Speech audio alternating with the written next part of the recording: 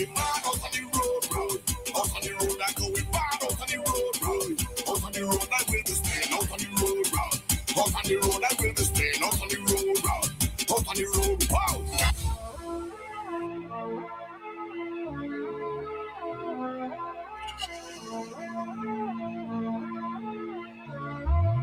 Stems.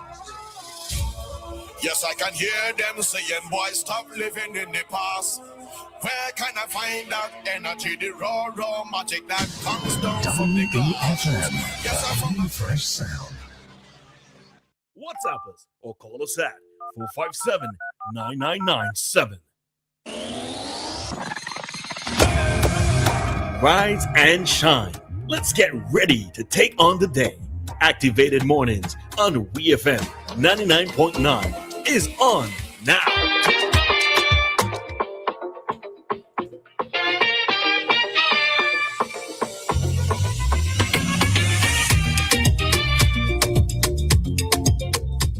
All right, then St. Vincent and the Grenadines, 21 minutes after 7 o'clock in the morning time. This is Activated Morning for Wednesday morning. And of course, let me say good morning to all the folks heading into work this morning for another day. Good morning to you, Roleza. Morning, Maka. Good morning to everyone listening to us at this time. Yes, we are back with you for another day here. As Maka said, on WEFM's Activated Mornings program. And it's Ash Wednesday. It is Ash Wednesday. Today is Ash Wednesday. So how many of you are going to church? I can't remember if services actually early in the morning. I know there's a midday service, I think. There's a midday service. But how many of you are going to Ash Wednesday service? As a child at St. Mary's Roman Catholic School, I used to enjoy going just to get that cross on my forehead. Right? Just to get that little cross on my forehead, I used to enjoy going to that. So I don't know how many children still do it. Still go to the service and all of that, or how many persons even still go to the service. But yeah, you believe a lot of people gonna go today? I don't know, it's been a while since I've been in town on an Ash Wednesday to maybe observe persons, let's say around after 12, to see if persons went and all of that. But and as a child I enjoyed it. So yeah. Any schools have anything regarding to Ash Wednesday? I don't know about St. Mary's because it's right next to the church. Well, the Catholic schools, I should say, shouldn't just be St. Mary's. It's St. Mary's, Convent Kingston, I suppose Maka as well, and St. Martin's. They what used to happen is, I don't know if it still happens because I've been out of that system for a while, but the Catholics were encouraged to go. And even if you are not Catholic, you could have still attended. So I can't even remember what used to happen on Ash Wednesday back in the day at my school. For the other schools? Yeah, I can't remember. Yeah, I don't know about the other schools, but I know for the Catholic schools, especially those in Kingston, that's what used to happen. So yeah. All right, pull this up because just in case.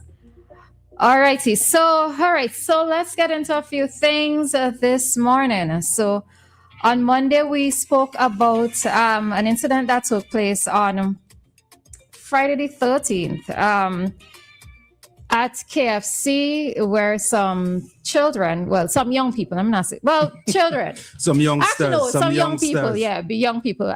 Some crazy youngsters. Were engaged in a brawl at KFC, and we saw some good news yesterday coming from the RSVGPF. In a release, they said that charges have been laid against charges laid as police move to protect public spaces. So they said following a violent disturbance at a business establishment on Friday the 13th, the RSVGPF moved quickly to contain the situation.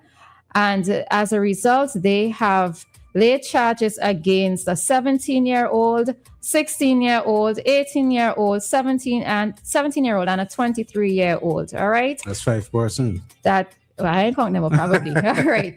So we see that they move swiftly with regards to this. So commendations to the police, and I suppose commendations to the persons who identified those who were involved in this brawl, right? Because we, as the police, I'm wondering what the penalty gonna be. That's what I'm curious about as well, right? I hope it be some stiff penalty though. Like what? What you mean? Some kind of stiff penalty. Like jail? Maybe. Okay. All right. So I wasn't necessarily thinking along. Really, the thing is that you have to send a message out, eh? You have to send a message outside. Yeah, but to me, all right, so maybe I'm a little bit of a soft heart Maybe when it charging comes them and I don't. charging them. But for me, I would not necessarily want for them to go to jail itself to be around some seasoned criminals. I probably would not want for that to You happen have to to them. send a message. If you want to be tough on crime, you have to send a message outside. Maybe they could sit down on a bench, wrong station or something. We always say we want to be tough on crime and, you know, we want this to stop happening, but we have to send a message outside. Well, my thoughts regarding what the penalty could be was community service. Right? You think that have them work? engaged in some sort of community service. Go clean the stations. Go clean up somewhere. Yeah, if you think make that it, will work? it's a start as opposed. But for me, right? I just saying it for me, as opposed to sending them to prison, to be exposed to certain other elements. Give them. You could put them somewhere different. But I don't think the community service thing will work. I don't think so. When if they know they have to wake up early to go and do this. Have to send a message outside to all the other arrests outside. Okay. All right. So I've seen somebody there saying to try them as adults. Well, given the ages, I suppose that they would be. And there's a 23-year-old involved in it. So, yeah. So we would see what happens, what comes out of this. But we have to give commendations to the police again on their swift action regarding this. And again, I strongly believe that also members of the public who came forward to identify persons, I know right? people might vex, but stiff penalty, I believe, will work. Okay. Yeah. All right. Let me see something. I see somebody saying something there. So, all right. With regards to the churches and schools, so somebody's saying morning, the Methodist schools and churches as well. So I guess the Methodist schools also do the same service for the Ash Wednesday. All right. So, all righty. So that is some good news. So commendations again, and we will see what comes out of that. So again, we see that for another time, we are hearing that the government, this time it's the new government, is taking a firm stance on street vending. So let's just hear what Minister Lavon Gibson Velox has to say on this matter. Madam Speaker, the Kingstown Board continues to grapple with its dedicated mandate to enhance and beautify Kingstown and its suburbs. Despite previous attempts to halt illegal street vending, some defiant vendors continue to ply their trade on the streets of Kingstown. Approximately 90 persons are permitted to vend along the streets and sidewalks of Kingstown. This amount does not include the vendors in Little Tokyo and those in Middle Street. Madam Speaker, the issue of vending along the sidewalks in Kingstown is of grave concern. Therefore, plans will be put in place within the first quarter to enforce a no vending policy after careful consideration. All right, so that is Minister Lavon Gibson speaking on the issue of street vending. And I don't know how Maka feels. Let me hear from Maka before I start talking. You know, the first administration tried it, and my thing is, persons they came off the street, but I don't know, like a few months later, back on the street selling. My problem is the lack of enforcement and consistency, right? And this is why I'm saying again, and I sound a little bit exasperated by saying again, because it is one of these topics that comes up every now and again, all right? We see that the old administration, they spoke about it. They said that it was going to be addressed in no time, as Maka said, back to the same old, right? 9 days talk. 9 days talk. And it's interesting to me that Mrs. Velox Gibson said that it is 90 persons, but I just want to feel that it's more than that. She said, but I mean, they said approximately. In the whole of Kingston? Yeah, it's currently about 90 vendors are officially permitted to operate in Kingston streets and sidewalks, right?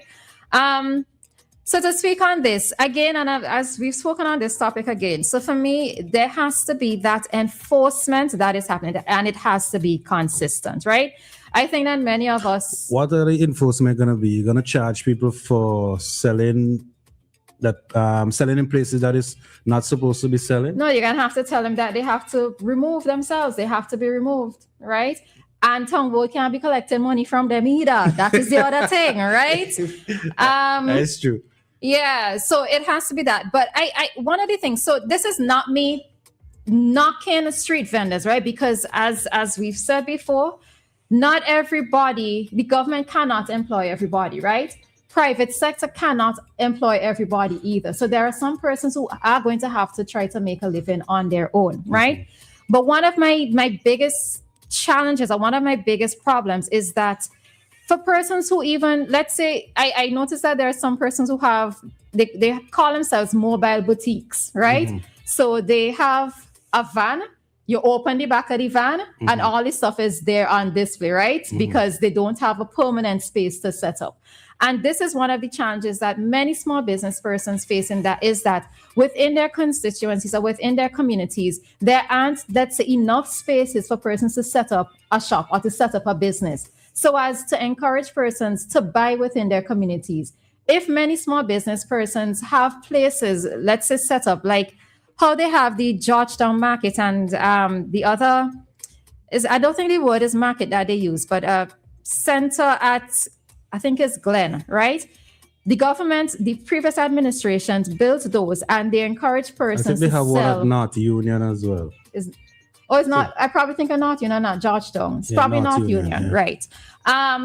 So you have these spaces, and persons can go there, as opposed to people thinking that they have to come into town to be able to make a living. Yeah, but the vendors will tell you, they will make a quicker dollar in town. But everybody can't come town, right? And that is not just the mindset of the business persons, but also it has to be the mindset of us as citizens. We don't all have to go into town to do everything. And if we have a lot of decentralization happening, then that could help to promote small businesses, right?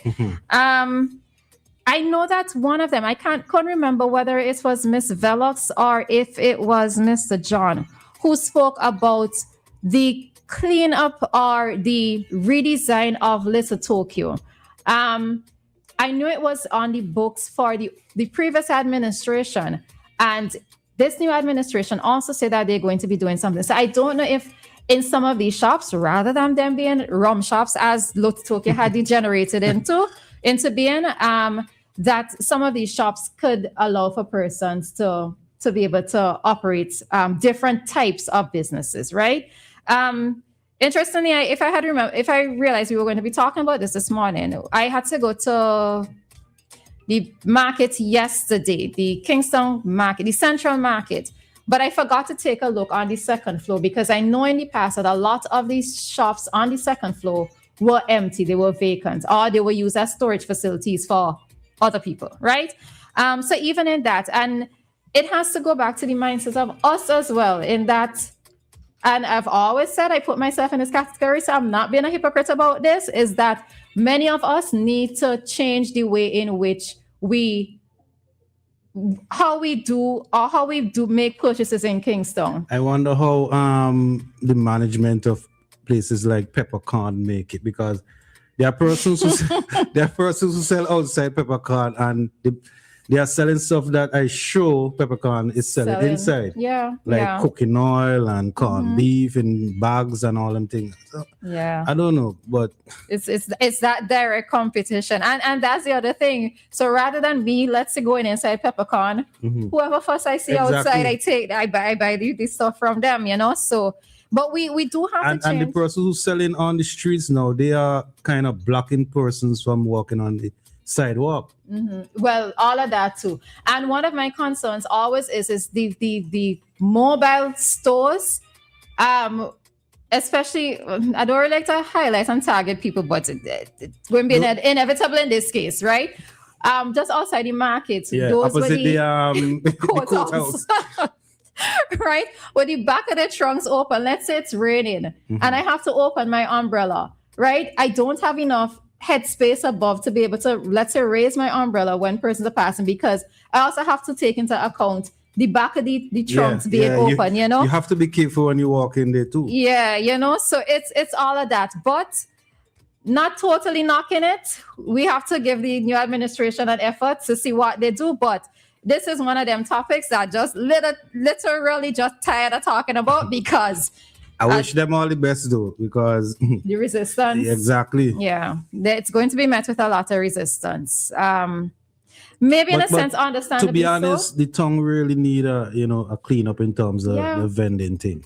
I agree, and that's why I always say Kingston is a beautiful city, you know. Yep. But you only recognize the beauty when it's empty, right? And when it's empty and clean. When it's empty and it's clean. Come into town on a public holiday or come into town on a Sunday morning. It's a really beautiful city. It has a little bit of a historical look to it and all of that, but during the regular work week, all of us just want to go into town quickly and come out, because, you know, it's not really one of the best places for us to be. So, all righty, good folks. So with that,